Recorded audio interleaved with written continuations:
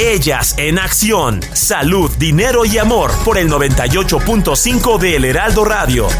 ¿Y cómo va la brecha entre los distintos estados del país? Ya estamos en una situación de mayor igualdad. Para platicarnos de esto, ya nos acompaña en la línea Axel González. Él es coordinador de datos de México. ¿Cómo vamos? Muy buenas noches, Axel. Qué gusto saludarte. Hola, ¿qué tal? Buenas noches. Un gusto saludarles de toda la audiencia.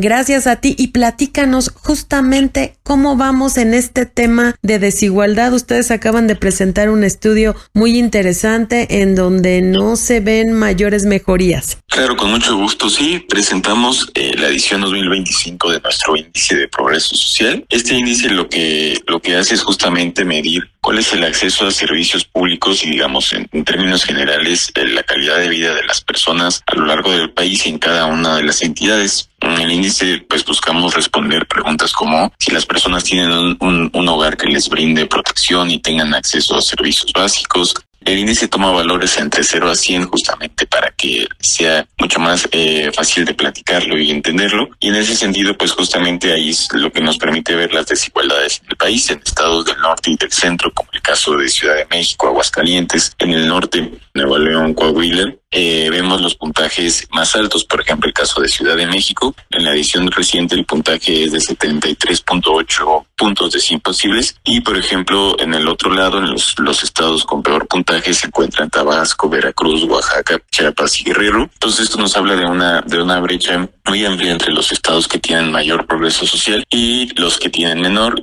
Si nos fijamos justo ahí en el índice, de forma persistente siempre estas entidades se encuentran con los peores puntajes. Ahora, con los datos más recientes de 2024, la brecha es de 16 puntos, es decir, prácticamente la brecha ha permanecido constante en este periodo de casi 10 años. Axel, y con este estudio que realizaron, ¿cómo nos encontramos en las cuestiones básicas como es la seguridad para los mexicanos? Te saluda Marielena Vega, muy buenas noches. Sí, estamos poniendo especial énfasis en lo que nosotros denominamos como palancas de progreso social. Consideramos que pues es salud, educación y precisamente seguridad. La parte de seguridad, hay un componente específico dentro del índice para justamente andar en el tema, y lo que encontramos es que los niveles de inseguridad y violencia continúan siendo uno de los principales frenos para el bienestar. El índice tiene 12 rubros. Uno de los rubros es precisamente seguridad personal y es uno de los rubros donde se obtiene el peor puntaje, y además vemos un deterioro muy importante en el tiempo. El puntaje que vemos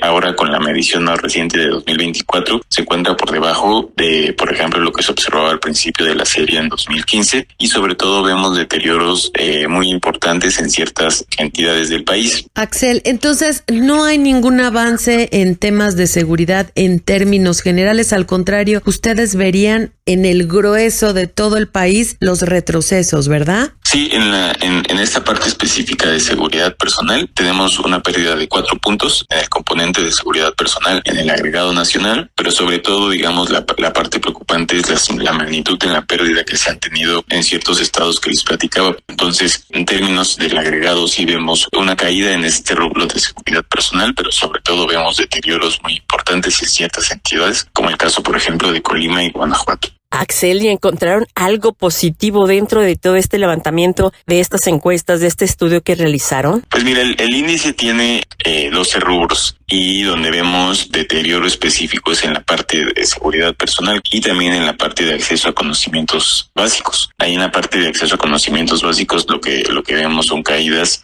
por ejemplo, en la matriculación que se tiene en educación básica, en educación preescolar y primaria. Todavía nos encontramos por debajo de la matriculación que se observaba previo al impacto de la pandemia. Y en educación secundaria, por ejemplo, la matriculación está por debajo de sus niveles máximos que se observan por ahí de 2015-2016. En otros rubros, por ejemplo, en términos de infraestructura de vivienda, agua y saneamiento, digamos, la calidad de los hogares en términos de infraestructura, vemos avances en el tiempo, pero en los rubros que nos preocupan en específico son la parte de seguridad personal, acceso a conocimientos básicos y también el incremento, por ejemplo, en la carencia de la población, acceso servicios de salud. Ahí cómo estamos, Axel, si nos pudieras detallar, porque además de la seguridad, además bien de la inseguridad, el tema de salud es fundamental y no vemos tampoco mayores progresos. Sí, justamente en línea, por ejemplo, con lo que se presentó a mitad de año con la medición multidimensional de pobreza, lo que vemos es que a la par de que vemos una reducción en el porcentaje de la población en pobreza multidimensional en el agregado nacional y en la mayoría de las entidades del país, cuando nos vamos a la parte específica de las carencias sociales, una carencia social es justamente el acceso a los servicios de salud y otra rezago educativo. El rezago educativo está estancado, es decir, no ha habido mejoras en años recientes, y la parte específica de salud sí vemos un deterioro muy importante respecto a lo que se observaba en años anteriores. Ahora en 2024 es el 34%, un poquito más de un tercio de la población no tiene acceso a servicios de salud, y esto además se acompaña también con una transición importante en donde nos atendemos las personas. Por ejemplo, 2016-2018 la mayoría de las personas, cuando teníamos alguna situación relacionada a salud, nos atendíamos en instituciones públicas, mientras que por ejemplo en años recientes esta tendencia ha cambiado, a que ahora la mayoría de las personas nos atendemos en instituciones privadas. Y esto pues tiene implicaciones. Axel, entonces prácticamente los mismos estados afectados siguen estándolo así. ¿No se ha avanzado? ¿Y cómo estamos versus otros años? Sí, justamente uno de los puntos donde estamos haciendo énfasis es justamente cerrar las brechas que se observan en términos de desigualdades de progreso social en las distintas entidades del país. Para ser puntual, 2 recomendaciones que estamos haciendo es una: necesitamos tener una política industrial focalizada precisamente en estas entidades para la formalización de la economía, tanto de las unidades económicas como de la condición laboral de las personas. Donde hay menor progreso social, están viendo el mayor porcentaje de personas tienen un empleo informal. Y lo segundo está relacionado también al mercado laboral, pero desde la parte de un enfoque de cuidados, del desarrollo de un sistema integral de cuidados para que un mayor número de mujeres puedan integrarse al mercado laboral. Esto porque también las entidades donde hay menor progreso social es también la tasa de participación laboral femenina es menor. Pues vaya datos y cifras alarmantes, Axel, que nos compartes. Parece ser que en territorio nacional no hemos avanzado en los últimos 15 años, no se han puesto bases que verdaderamente permitan a los mexicanos crecer, desarrollarse y, por supuesto, fortalecerse, ni siquiera en materia educativa. Lamentable estos datos. Ojalá que se pueda hacer algo. Por lo pronto, Axel Eduardo González, coordinador de Datos México, ¿cómo vamos? Muchísimas gracias. Te agradecemos esta información, esta charla, y esperamos mantener comunicación abierta contigo. Gracias y buenas noches. Un placer haber platicado. Bonita noche. Gracias. Vamos con más información por el Heraldo Radio. Ya amigos, seguimos en Salud, Dinero y Amor por el Heraldo Radio. Uno de los temas pendientes en comercio internacional o exterior había sido la visita o el encuentro entre la presidenta de México, Claudia Sheinbaum, y el presidente de Estados Unidos, Donald Trump. Aquí Cristina Rosas ya lo había comentado como internacionalista, como investigadora, que era una de los grandes pendientes. Ya sucedió. ¿Cómo se dio? Esto fue positivo. Para platicar de ello nos da muchísimo gusto saludarla precisamente a Cristina Rosas, internacionalista, vía telefónica. Muy buenas noches, Cristina, qué gusto saludarte. ¿Qué tal, María Elena? Buenas noches. Como siempre, un gusto saludarles y conversar con ustedes. Gracias, Cristina. Oye, pues, ¿cómo viste este primer acercamiento entre ambos mandatarios? Pues era importante que se reunieran. Yo creo que fue tardío. Carney, el primer ministro de Canadá, ya había tenido encuentros, uno muy ríspido, recordarás, allá en la Casa Blanca, en la Sala Oval, y otro donde también Trump insistió en lo del Estado 51 y donde le dijo al primer ministro de Canadá, si quieren evitar los aranceles, pues únanse a Estados Unidos, y todo esto fue muy ríspido. Esto no había ocurrido con Claudia, con nuestra presidenta. Claudia se supone que se iba a reunir con Trump en el marco de la cumbre del G20 allá en Canadá, en Kananaskis, pero aunque Trump acudió a la cita, se tuvo que retirar rápidamente y el timing no le permitió reunirse con la presidenta. La presidenta llegó, pero Donald Trump ya no estaba, se fue a Washington porque estaba preparando el bombardeo contra Irán. Entonces ha habido, preocupación por el hecho de que no hemos tenido una cumbre de los tres. país. Si nos acordamos, María Elena, cuando Trump fue presidente en su primer periodo, nunca hubo una cumbre de líderes de Norteamérica. Él tiene esta estrategia de que busca que nos confrontemos, México y Canadá, de que no hagamos, digamos, una especie de alianza para lo que es la negociación del TEMEC. Y otra cosa importante, María Elena, es que Trump ha dicho que él está por la idea de negociar por separado tratados de libre comercio, uno con Canadá y otro con México. Por lo tanto, la idea del TEMEC se está diluyendo. El encuentro en el marco del sorteo de la Copa del Mundo del viernes pasado fue importante, pero sí me parece que fue limitado. Creo que no dio tiempo para discutir la carnita o los temas más relevantes, pero siempre es importante que haya un encuentro, siempre es importante que haya una reunión. Por lo menos para la foto se veían contentos, se veían con el ánimo de llevar adelante una justa deportiva, pero yo no sé, María Elena, si estos encuentros con motivo de la Copa del Mundo son suficientes para destrabar un escenario que se antoja sumamente tenso en la renegociación del Tratado de Libre Comercio.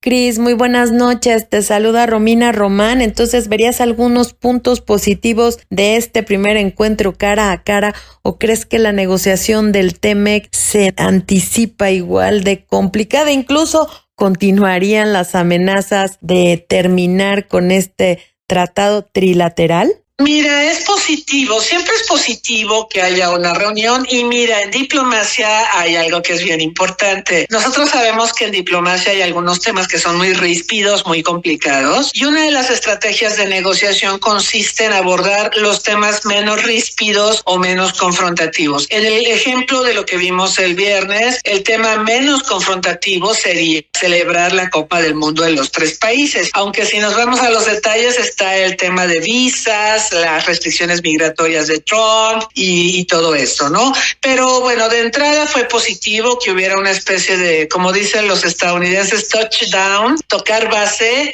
verse cara a cara, poder hablar un poco de un tema importante, porque una Copa del Mundo tiene muchos desafíos en materia de seguridad, en materia de cooperación. Es la primera Copa del Mundo tripartita, la tercera para México, pero es la primera vez que se hace con 3 países donde Estados Unidos domina las competencias, pero era importante que se vieran, que hablaran, porque mira, Romina, a diferencia de que Claudia no se ha reunido con Trump, con Carney ha tenido ya varios encuentros. Carney estuvo en México, como lo recuerdan y lo comentamos, y la reunión con Claudia fue muy complicada porque salió a relucir, bueno, claro, el tema de las visas, pero creo que el tema más contencioso en estos momentos son las mineras canadienses que desarrollan minería a cielo abierto, que contaminan y donde hay persecución de líderes ambientales e incluso hubo por ahí una situación de represión y de asesinato de un líder ambiental que involucra a una empresa canadiense. El tema llegó hasta el Parlamento de Canadá y la verdad es que la relación con Canadá no es buena, no es, y eso sí quisiera decirlo, Romina, María Elena, no es como cuando se negoció el TEMEC, que México y Canadá decidieron hacer alianza para enfrentar las demandas de Estados Unidos. En esta ocasión, México y Canadá están muy lastimados en la relación bilateral y eso ciertamente le va a dar mucho margen de maniobra a Trump. Pues, doctora Cristina Rosas, internacionalista, queríamos tocar base contigo sobre este tema. Muchísimas gracias, feliz año y esperamos que el próximo año podamos seguir consultándote porque viene mucho que desmenuzar.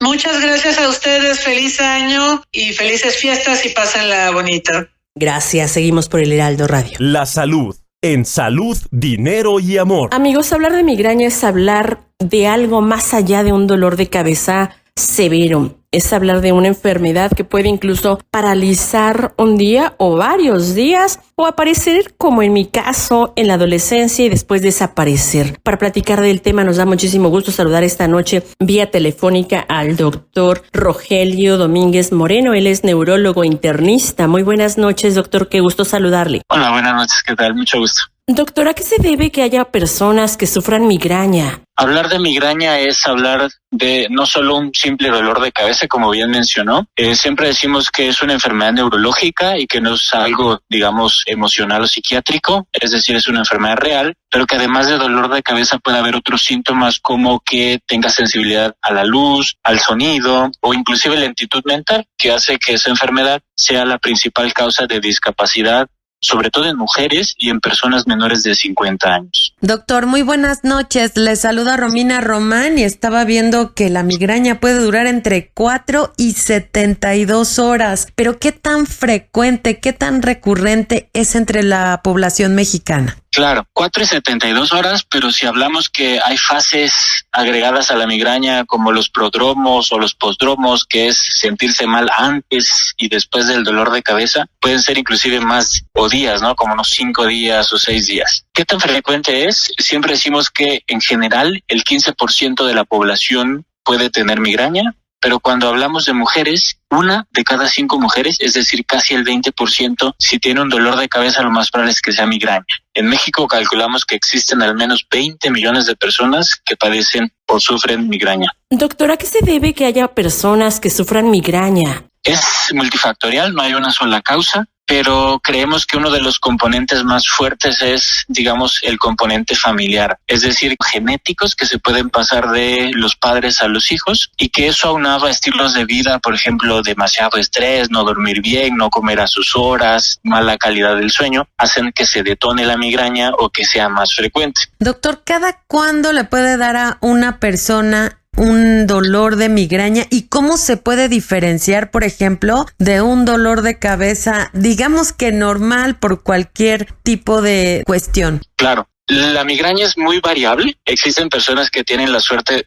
que le da una crisis de migraña de vez en cuando, una vez al año, muy ocasional, pero existen personas que pueden tener dolor de cabeza muy frecuente y eso se llama migraña crónica, que es muy discapacitante, más de 15 días al mes. Pero afortunadamente la mayoría son episódicas y es muy variable dependiendo de la persona, de su historia, de sus antecedentes y puede tener más o menos migraña. Ahora, ¿cómo identificar una migraña de cualquier otro dolor de cabeza tal vez menos discapacitante? Pues en la migraña usualmente decimos que si tú tienes un dolor de cabeza que lleva más de un año y ese dolor de cabeza se asocia a 2 de las siguientes 3 características. La primera sería náuseas, la segunda es que te molesta la luz y la tercera es que te discapacita o te limita a seguir trabajando con normalidad. Lo más probable es que ese dolor de cabeza sea migraña. Entonces siempre que existe eso les decimos busquen una atención médica como para confirmar. Doctor, usted decía que somos más propensas las mujeres a tener migraña. ¿Tiene que ver algo con el tema hormonal? Porque en mi caso me dio a los 16 años y posteriormente y varias décadas, pues ahora en la actualidad, nunca he sufrido más de migraña. Qué bueno, qué suerte tiene. Hay algunos pacientes que pueden tener muy baja frecuencia, ¿no? Pero sí, en la cuestión hormonal ya decíamos que de 4 personas que tienen migraña, 3 van a ser mujeres. Y existe una fuerte asociación con las hormonas y yo usualmente le digo a los pacientes que los puedes ver en estos 5 ejemplos. El primero es que la migraña suele empezar alrededor de la adolescencia o la pubertad, como en su caso, y es cuando uno empieza a menstruar y los estrógenos y demás, ¿no? Lo segundo es que cuando te viene la menstruación, a algunas mujeres es bastante frecuente, 3 días antes o después de su menstruación tienen más migraña o se exacerba o solo ahí le dan las migrañas y es porque bajan un poco los estrógenos antes de menstruar propiamente. La tercera es cuando uno se embaraza, la mayoría de las mujeres durante el embarazo mejoran mucho de su migraña y es porque las hormonas, los estrógenos se mantienen estables porque pues tiene un bebé formándose. La cuarta es cuando toma uno anticonceptivos hormonales que tengan sobre todo estrógenos en alta dosis y finalmente la en menopausia, algunas mujeres que tienen un componente muy hormonal pueden mejorar o inclusive hasta se les puede quitar su migraña durante la menopausia. Doctor, necesariamente cuando tenemos migraña el dolor tiene que ser súper intenso y podemos autorrecetarnos. Hay medicamentos de venta libre en infinidad para dolores de cabeza. ¿Cuál nos sirve o nos servirá de los más comunes para la migraña o definitivamente no? Claro, digamos que con la migraña lo primero es que si es migraña y son dolores muy fuertes, usualmente no van a responder a los analgésicos sencillos. Lo segundo es que hay que tener cuidado con la automedicación, porque en la migraña sucede un fenómeno que es ahí interesante, en donde si tú tomas muchos analgésicos, tu migraña puede empeorar. Y eso se llama dolor de cabeza por uso excesivo de analgésico. Y de estos medicamentos que deberíamos evitar son los medicamentos que contienen cafeína, que de hecho pueden dar ansiedad o dependencia, o los que tienen tramadol, que también son de libre venta en México, porque también empeoran, sobre todo las náuseas, y pueden empeorar mucho los dolores de cabeza. Siempre les recomiendo a los pacientes de que si van a tomar un analgésico, digamos, de libre venta, sea un analgésico de los sencillos, de los comunes, que los combinados que anuncian en la televisión a veces no son tan buenos si uno los usa más de 10 días al mes. Ahí ya necesitamos 2 tratamientos, uno para las crisis agudas, que debería de ser menos de 10 días al mes, y otro para que paulatinamente vayan mejorando nuestros días e intensidad de migrañas, ¿no? Doctor, ¿qué es lo que nunca se debe de hacer cuando alguien tiene migraña? Una de las cosas más importantes es la actividad física, exponerse, por ejemplo, al ruido o a la luz intensa, porque todos esos son factores que lo exacerban, ¿no? Y lo de automedicarse, pues si es una emergencia, sí está bien, pero si puede uno tratar de consultar a un médico sería mejor. Pues ya escucharon recomendaciones importantísimas e interesantísimas del doctor. Hay que saber diferenciar entre un dolor de cabeza común y una migraña. Si es esta última, es recomendable acudir con el especialista. Muchísimas gracias al doctor Rogelio Domínguez Moreno. Él es especialista en medicina interna y neurología con alta especialidad en enfermedad vascular cerebral. También es director de la Clínica de Cefaleas de Difícil Tratamiento del Instituto Nacional de Ciencias Médicas y Nutrición Salvador Subirán. Muchísimas gracias, doctor, por estas recomendaciones. Muchas gracias a ustedes. Al contrario, gracias a usted, y quédense con nosotras en Salud, Dinero y Amor, que vamos con nuestro comentario final. El comentario final en Salud, Dinero y Amor. Nos encontramos en la recta final de su programa Salud, Dinero y Amor. Soy María Elena Vega. Gracias por habernos acompañado en este inicio de semana. Cuídese muchísimo, el tráfico está complicado por cierre de año, pero a tener paciencia y cuidado. Y ahora sí, un llamado a la Dirección General de AT&T, Mónica Aspel. Sabemos que ya estás tratando este tipo de abusos que se están dando a nombre de AT&T en tus instalaciones, oficinas, sucursales, que les están llamando, les están solicitando o consultando a los usuarios si quieren renovar el servicio, y con que digan sí es suficiente para que les hagan el cargo total de la deuda todavía que falta de este año, e incluso arranque y comience la de enero. Es decir, haciendo un cobro doble de un servicio que aún no usan. También les están cargando servicios adicionales, son los que nos comentan nuestros amigos radioescuchas, a quienes agradecemos su confianza. Profeco, ya también hablamos con Profeco, ojalá que verdaderamente se ponga alto a estos abusos. Gracias a AT&T, Mónica Aspel, por escucharnos, Dirección General de AT&T. Lo importante que además de escucharnos aquí en Salud, Dinero y Amor es que se ponga freno a este tipo de abusos. Ojalá que así sea. Romina Román, amiga, como siempre, un gusto hacer este programa, esta emisión contigo. Y te paso los micrófonos. Al contrario, María Elena, el gusto es mío, y pésimo por AT&T. No podemos permitir este tipo de abusos. Es urgente la intervención de las autoridades. Me pregunto, ¿dónde está la Profeco después de que hay tanta gente afectada por estos cargos? Sí puede haber un cambio de políticas, pero se deben de cumplir los contratos vigentes. Se tiene que dar una explicación o que avisen con la debida anticipación. Es increíble que ya no sabemos ni por dónde nos va a llegar, pero siempre el que paga los platos rotos es el usuario. Yo soy Romina Román, gracias por acompañarnos, y recuerda que te esperamos el próximo jueves con la mejor información financiera y de salud aquí en el Heraldo Radio. Y me llamó la atención un estudio de la consultora Idea Works Company sobre aerolíneas de todo el mundo, que recibirá este año $157 mil millones más que en el 2024 por los servicios extra, como documentar maletas, comprar un café en el vuelo, pagar los asientos aunque se tengan que separar un niño o un menor de edad de sus papás. Esto a ellos les vale, porque ante todo y primero que nada está el negocio. Ojalá se empiecen a humanizar un poquito más. Gracias en los controles y en la producción a mi queridísimo amigo Martín, el Capi Quirino. Gracias nuevamente a ustedes por escucharnos. Empiezan a llegar los peregrinos a la Basílica de Guadalupe, así es que hay que manejar con mucha más precaución y ante todo hay que cuidarlos. Que pasen un extraordinario inicio de semana. Y a María Elena Vega y a una amiga y servidora, Romina Román, no nos resta más que desearles salud, dinero y amor. Salud, dinero y amor con María Elena Vega y Romina Román. Sigue teniendo una excelente noche por el Heraldo Radio.